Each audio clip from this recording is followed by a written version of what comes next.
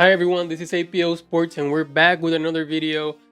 This is I don't know. I This is going to be a hard video to do only because I have to talk about this unrivaled league and this whole unrivaled experience. I um I've kind of been against it from the beginning. Me personally have been against the league as a whole. um Definitely been against that.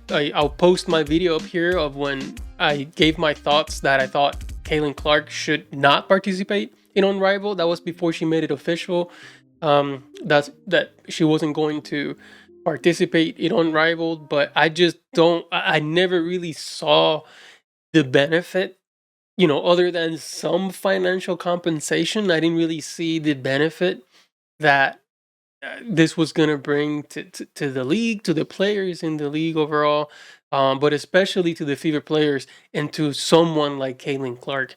And it's just incredible now that we see everything that has transpired in Unrivaled and what an amazing decision it was in retrospect that Clark did not participate in Unrivaled, because I just think she would have taken a hit um, for participating here in I don't know, in this league. And I really think, and we'll talk a little bit more, but I really think the solution is going to be an extended WNBA season, instead of having to make up these type of things or these type of leagues that don't really add much to the game. 3-on-3 basketball is a lot different than 5-on-5 or the product that we see on the court, whether it's in international games, in the Olympics, or in the World Cup Championship, or of course in the WNBA, or internationally. Anything like that is just different, right? So if anything, I just continue to maybe encourage players to go overseas instead of participating in this 3-on-3. And then even the one versus, they did the kind of like an all-star game type version of this, and it was one-on-one basketball, and that also dropped the stock of so many different players because it's just not the game that we're used to and that we as fans like to see. And the system that's in place, and how a lot of these players have grown up, through school, through different leagues, in college, and everything like that, with a specific system of 5-on-5 basketball. And 3-on-3 is just chaotic, right? And it's hard to really determine or know which players are going to thrive and which players are not.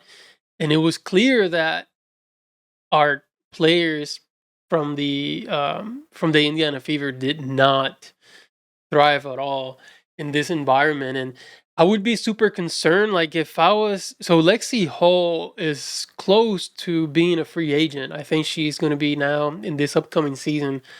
She's going to be, you know, close to her contract year. I think this might be her last contract. So then after this, she's due for a contract. So, but if she was due now, like if she was she would be a free agent now after Unrivaled, her stock suffered quite a bit. Like, she came from, ending the season at a high where she was a key vital player, in that starting lineup for the Fever, at the end of the season and in the playoffs, to what? And even Aaliyah Boston, I mean, this is the saddest thing of all, is seeing how this affected Aliyah Boston. So I'll give you some of the stats because this is terrible. Um, so Aaliyah Boston, she played every game for the Owls, I guess, the what are these people called?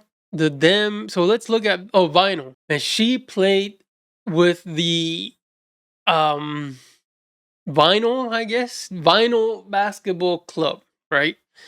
The roster of the Vinyl Basketball Club were Ryan Howard, Aliyah Boston, Ray Burrow, Arike Ogumbowale, Jordan Canada, and the Erica Hamby.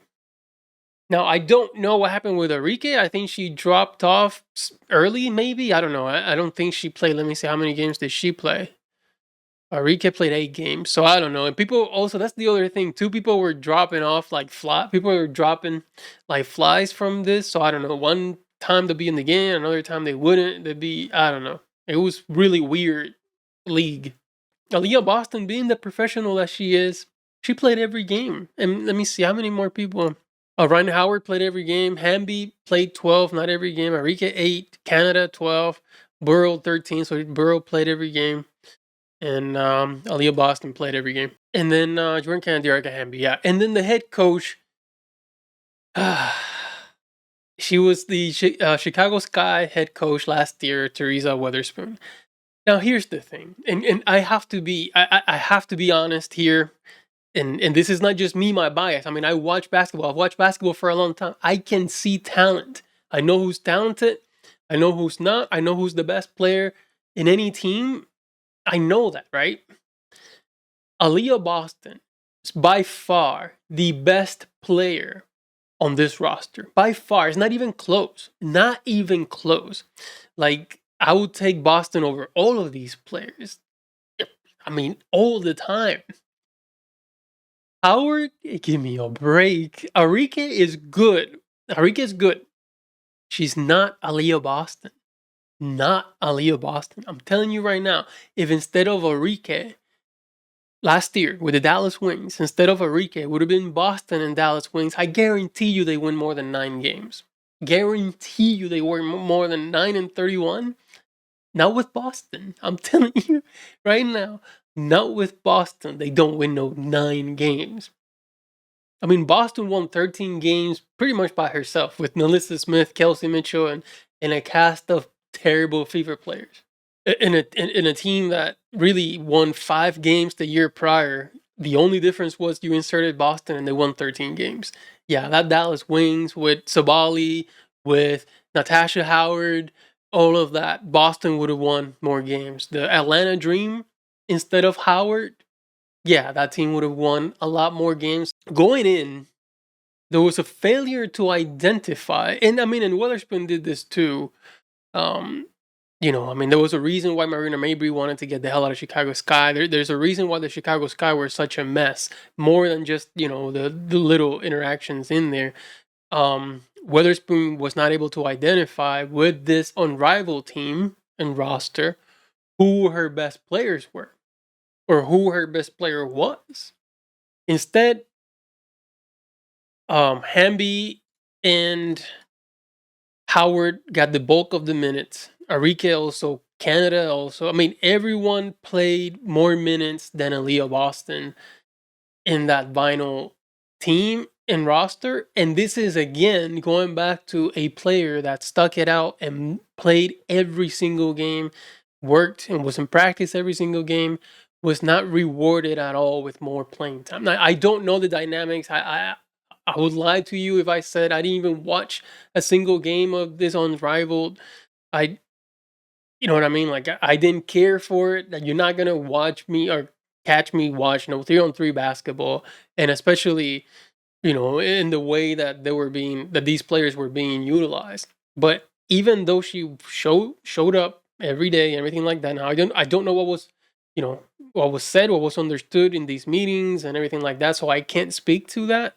But to me, it's a crime the fact that Aaliyah Boston played 9.3 minutes per game and played the less minutes out of this entire roster. I thought, I don't know. To me, that seems criminal. Not only that, Aaliyah Boston towards the bottom of the league in scoring.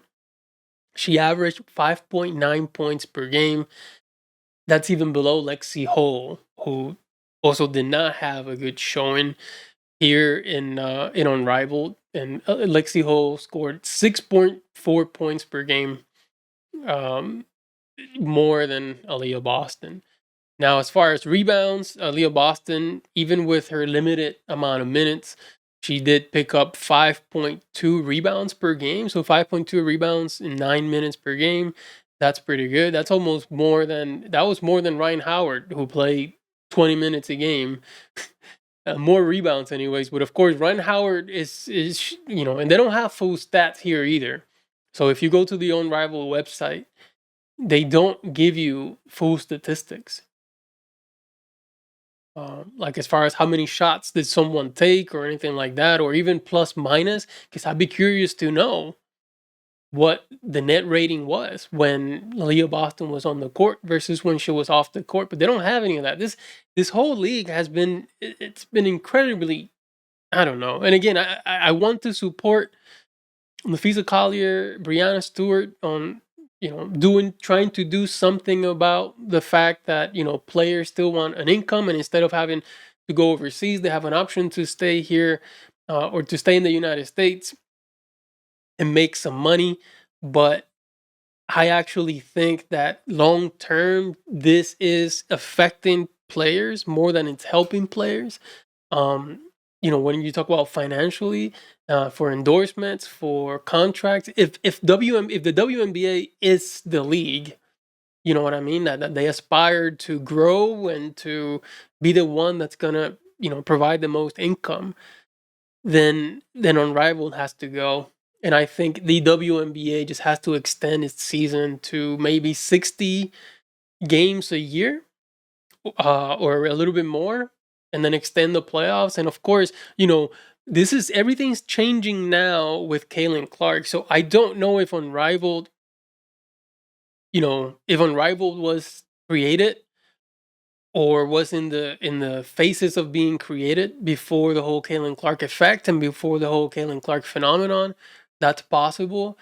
But now I hope that changes everything and this Unrivaled league goes away, because it's just not good, right? And then you see, okay, so the player with the most points per game was Nafisa Collier. The MVP of the league, of course, was Nafisa Collier. Like, there's nothing that we learned, and there's no one that gained really anything. Maybe Angel Reese was the player that gained the most from the Unrivaled experience, especially being named Defensive Player of the Year and being named to the Unrivaled All Second Team. So it does appear like Reese, was the player that gained the most, um, from this experience. She played a lot, out of all the players in that Rose team, right? I mean, Chelsea Gray gained a lot as well, but she was 19 minutes a game. Kalia Copper, 13 minutes a game, and Angel Reese, 15 minutes per game. So she saw a lot of playing time. Um, 13 points per game, 12 rebounds per game. That's kind of similar to her WNBA numbers, really. But um, I just don't see how people will truly benefit or learn anything new from being in this league. I just don't see it. And I don't think it's that much better of a product. The 3-on-3, maybe make it 5-on-5, but these players also being like, they're not getting more knowledge really from being a part of this. Like, here you go, Aaliyah Boston playing for a coach like Weatherspoon, who, I don't know, I'm just gonna say it, she's trash. Yeah, like there was a post on Twitter, I think, that Hamby told her something about you have to unlearn everything that you learned. Like, pretty much, yes, you're gonna have to unlearn everything that you learned, because now you're gonna go to a real coach and the best coach in basketball, at least in women's basketball, and Stephanie White, and having to, like, let go of all the crap that maybe you learned from Weatherspoon. Um, so, and then for Lexie Hall, she's being coached by Nola Henry. Like, are you for real? What, she's an assistant for the Dallas Wings right now? She was just hired as an assistant. These are not real coaches. They're not really what are they teaching these players? Like, what are they gaining? And again, it's a financially thing, but long term, that's a short term, a very short sighted vision. In the long term, it's affecting the player's marketability. It's affecting the player's development, because it's 3-on-3 basketball. So you're kind of out of your rhythm, out of the feel for the game, out of like recognizing all these different. You're not staying sharp with the game that you should know, and that you should be playing. So I don't know. I know there's talk that Unrivaled is coming back next season, and they're gonna continue to court Caitlin Clark. But I really hope that that Caitlin Clark decides not to ever be a part of this league. I hope that she was able to see just the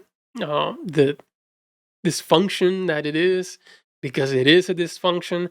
The fact that no one really gained anything, even for a player, and again, we mentioned that already, but a player like Nafisa Collier, who's already has a high standing in the WNBA, she didn't gain much from being an MVP and Unrivaled. Like, what was there to gain? Kayla McBride, but okay, she scored 22 points per game, but what did she gain from that?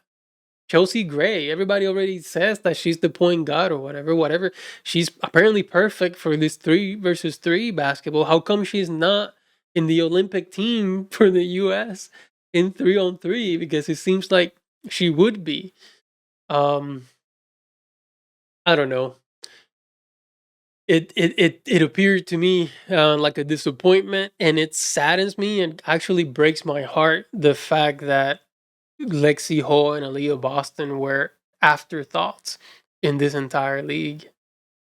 I mean, Aaliyah Boston was outplayed by Katie Lou Samuelson saw more playing time and had more points per game. She has 7 points per game compared to Aaliyah Boston's 5.9 points per game. I mean, that's how bad everything in this league was. So I don't know. And then I see, you know, tweets saying, from Fever fans that the Fever should trade Lexie Hall for Marina Mabry. I mean, just going into an exciting season where we should all be excited for our players, for the potential for with the current roster as it is constructed. Here we are lamenting that we have Lexie Hall in our roster, and to an extent, even lamenting that we have Aliyah Boston, not thinking that she's capable of the potential that she has, which in my opinion, she is the second best player in the league behind Caitlin Clark. So yes, above Aaliyah Wilson. Listen, I don't care. I don't care. You can call me crazy all you want. That's my opinion. That's what I see. I'm pretty good at this talent management thing, but I'm telling you, in 2-3 years, Aaliyah Boston will be better than AJ Wilson. But right now, you wouldn't be able to know that from this terrible, unrivaled league and the showing and the limitations that they even dealt with from this league. So anyway, I just wanted to do a video to unleash on this, and also to a call for Fever fans to not get discouraged by the outings of Lexie Hall and Aaliyah Boston in Unrivaled. I think, think again about the coaching that was around them, the players that were around them, the culture that was around them. I'm pretty sure the confidence of both Boston and Hall were not all there, especially when the limited amount of minutes that they're seeing out there, like, they know that nobody believes in them. Um, and they're not being put up in situations to be successful, right? They're clearly designing plays in the vinyl. They're designing plays for Howard, Hamby, and Arike, not for Boston. Boston's not part of their nucleus. Same thing with Lexie Hall, right? Everything is surrounding Copper and Gray and Reese, right? Hall is an afterthought and didn't really fit what they were trying to do. So, okay, she's missing open shots, and you would imagine, well, at least hit open shots. But a lot of it in making, like, for shooters, confidence goes a long way. And for Lexie, that's been an issue since she joined the league, right? Because in college, her confidence was through the roof, and her shooting numbers were amazing from three. She gets to the WNBA, people don't believe in her. Her confidence takes a hit.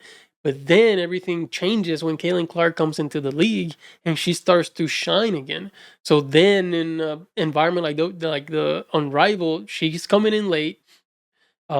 She joins this team with unproven coach and, like, freaking crazy shooting Kalia Copper and Chelsea Gray, like, and chaotic Angel Reese. Like, you're not really going to stand out. So Everything's going to be different once the season starts. I believe that 100% because I believe in both Lexie and Aaliyah Boston. They, to me, you know, yeah, they took a hit for this Unrivaled thing, but they're gonna turn it around once the season starts. So anyway, those are my thoughts on the whole Unrivaled thing. I hope it goes away. I hope it never returns. I know it's returning for the next season, but I hope the WNBA is able to sign some sort, change things and extend the season, and then we can all say goodbye to Unrivaled once and for all. But let me know what you think. Let me know what you thought about the whole Unrivaled league and how our players were affected by that. But that's it for this video. Thank you so much for watching, and I'll see you next time.